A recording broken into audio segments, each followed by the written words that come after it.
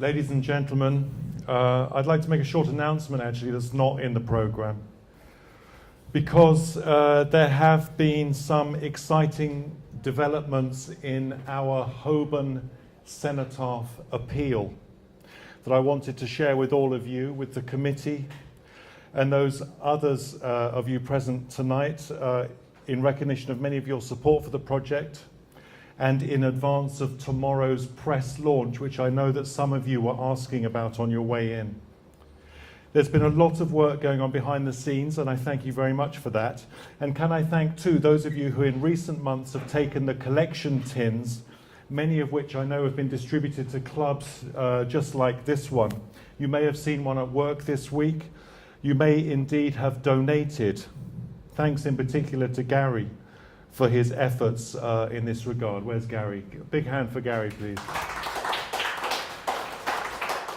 As a result, thank you, Gary. As a result, and as you can see from the fundraising thermometer, we have nearly reached our target, matching the Heritage Lottery Fund's generous grant. So on behalf of the committee, thank you again.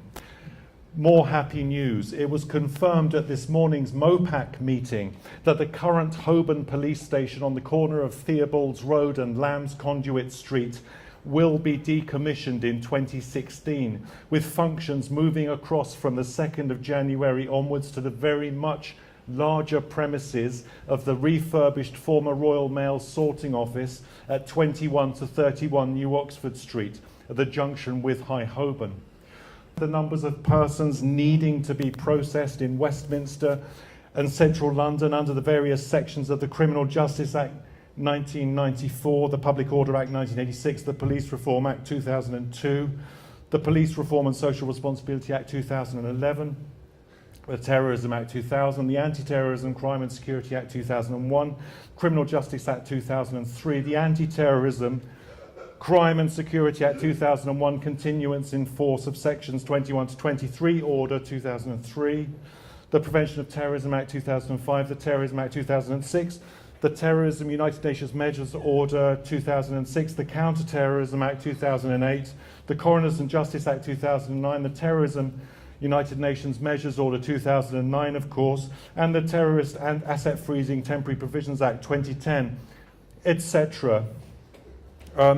In light of this slight uptick in demand, the official position remains that police cells will necessarily continue to provide some flexible capacity, was how they put it, but only where that cannot be found within the prison's estate.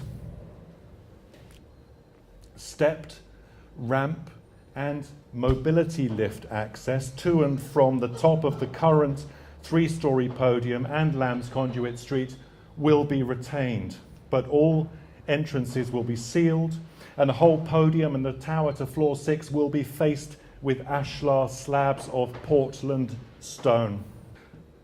At its narrowest point, the Holborn Cenotaph will be girdled by a combined high-contrast scrolling LED sign and photovoltaic array. We're confident that we can push the power to pixel pitch to font height ratios and achieve a 2-meter font with no significant loss in daylight legibility. Thank you very much.